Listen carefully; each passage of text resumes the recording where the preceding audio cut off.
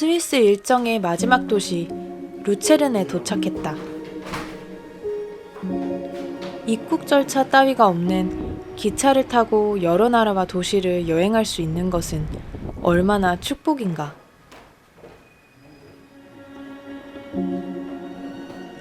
루체른은 북적이는 도시였다. 루체른을 대표하는 1300년대 목조다리인 카펠교를 구경하러 거리로 나갔다. 600살이 넘어 유럽에서 가장 길고 오래된 목조다리라지만 여전히 현역인 그 다리를 보며 가치에 대해 생각했다. 가치 있고 소중한 것을 대하는 태도를 생각했다.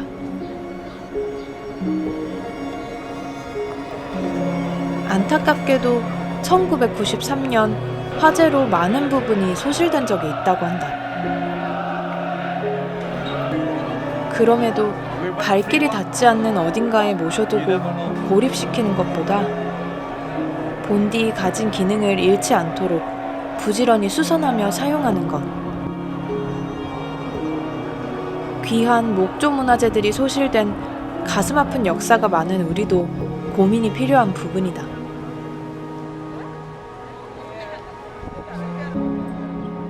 카펠교가 놓여있는 로이스 강변으로 호프가 줄지어 있었는데 중요한 축구 경기가 있는 것인지 같은 유니폼을 입은 사람들이 열띤 응원전을 벌이고 있었다. 루체른과 관련된 경기는 아니었지만 많은 사람들이 아이리시 펍에서 스코티시 프리미어십 축구 경기를 보며 응원하는 중이었다. 아마도 경기는 순항 중. 흥분한 사람들은 맥주캔을 던지기도 하고 카펠교에서 마주친 같은 유니폼을 입은 사람들은 볼이 발갛게 달아올라 격앙되어 있었다. 축구를 하나도 모르는데도 괜히 저들이 내뱉는 그 열기가 즐거워 보여 나도 저런 취미 하나쯤 만들어볼까 싶은 생각이 들었다. 무언가 열광할 대상이 있다는 것은 참으로 멋진 일 아닌가.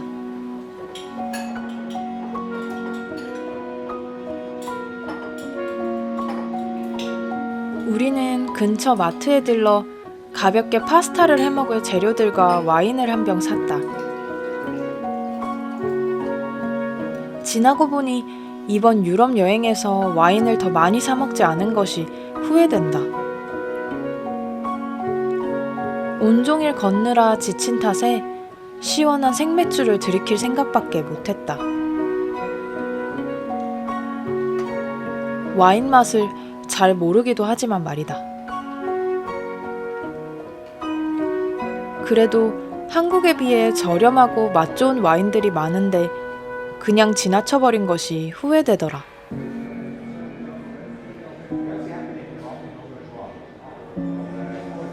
자그마한 숙소 주방에서 오일 파스타를 해먹고 발코니 테이블에 앉아 와인도 한 모금 마셨다. 숙소가 번화가에서 가까워 식사를 하고 나서도 남는 시간엔 가벼운 차림으로 거리로 나가 걸어다니기 좋았다. 틈만 나면 밖으로 나가고 싶어서 엉덩이가 들썩이는 탓에 매번 숙소에 머문 시간은 얼마 되지 않았다.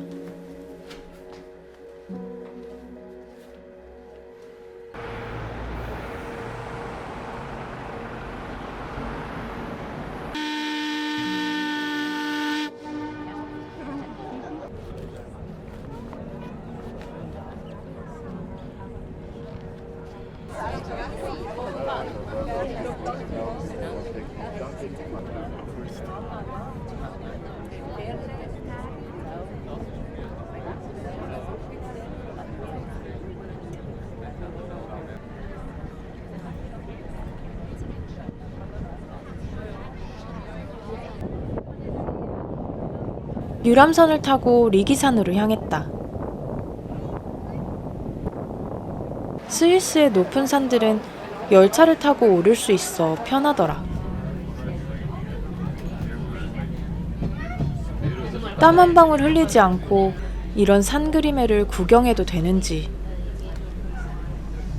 저 산들에 소복히 깔린 잔디는 누가 다 심고 어째서 길쭉한 잡초 같은 것이 전혀 보이지 않는지 신기했다. 누군가 저 넓은 땅을 다 손볼 리도 없는데 말이다. 집 앞 정원에 손바닥만한 잔디만 깔려도 손이 이만저만 가는 게 아니던데 어떻게 스위스의 산들은 부드러운 나이프로 바른 크림처럼 잔디가 곱게 깔려 있는 걸까?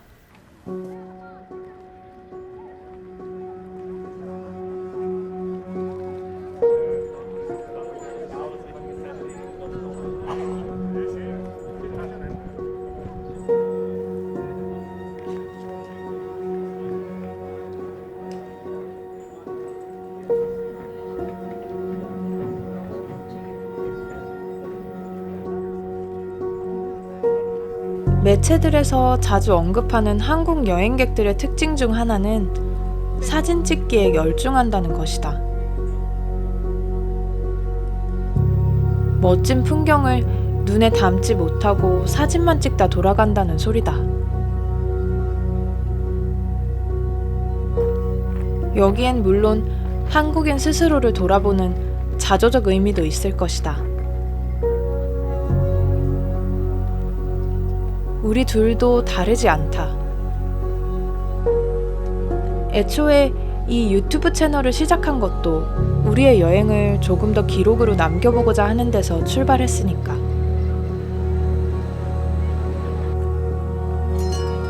여행이 귀한 우리는 기록을 게을리할 수 없다. 눈에 담는 것의 가치를 모르는 바 아니나 그 또한 사치처럼 느껴지는 것이다.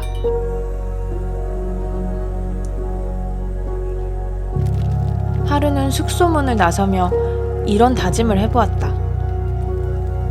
오늘은 사진을 최소한만 찍고 순간을 내 눈에 담는 일에 몰두해야지.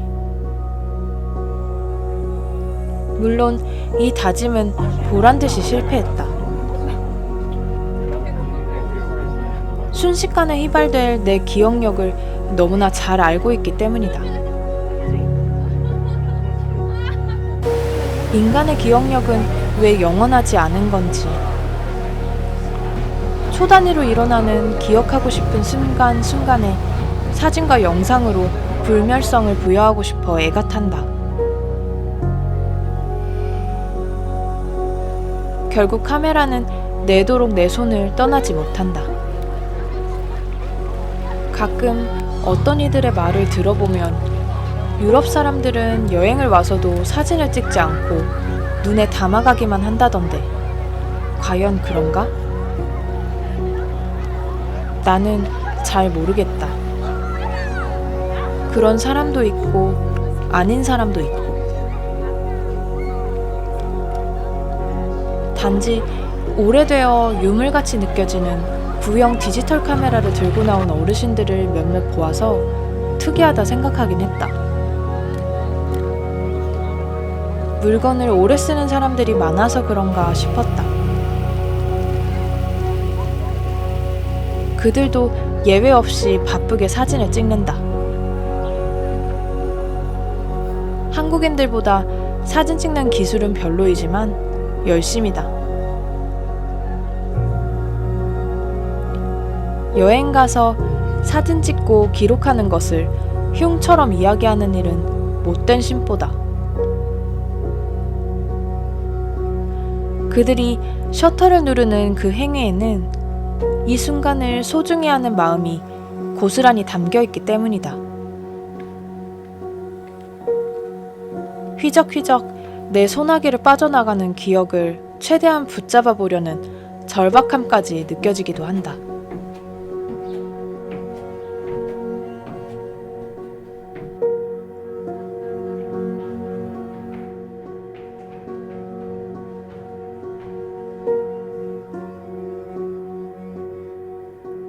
여행이라는 것에 자부심을 느끼는 사람들이 참 많다.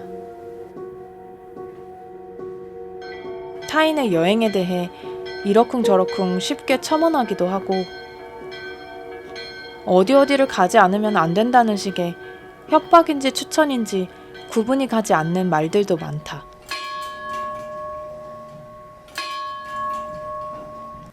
필수 코스, 인생 맛집, 현지인 추천.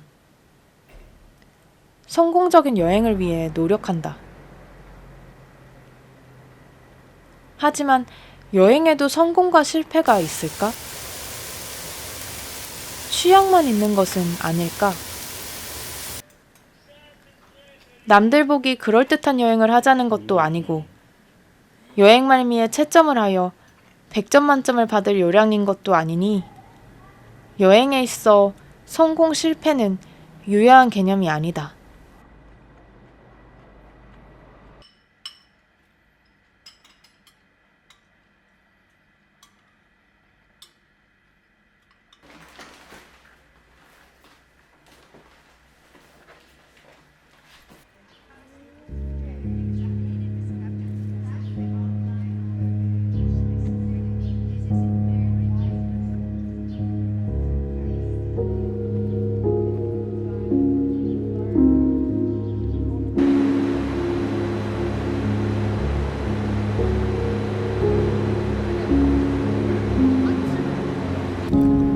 익숙한 듯 내 키의 절반에 가까운 거대한 가방을 다시 짊어졌다.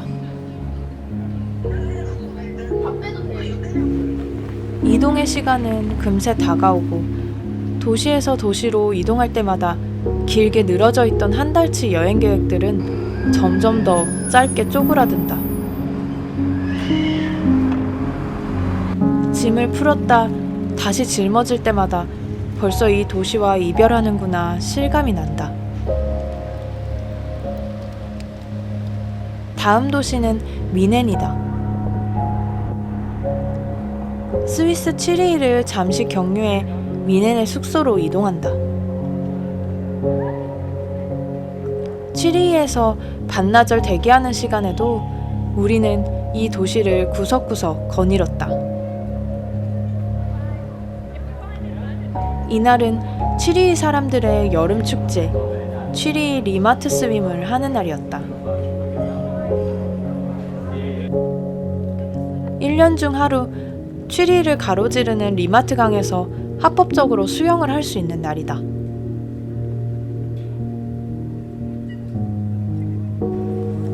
접수처에서 나누어준 노란 튜브를 끌어안은 사람들은 그저 가만히 물에 몸을 맡긴 채 흘러가고 있었다.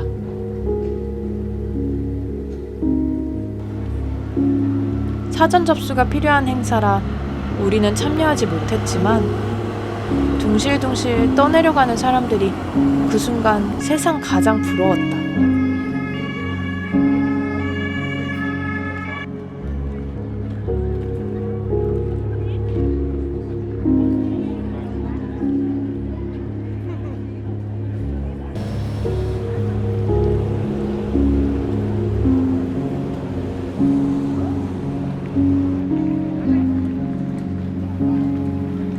이제는 정말 스위스를 떠날 시간이 되었다.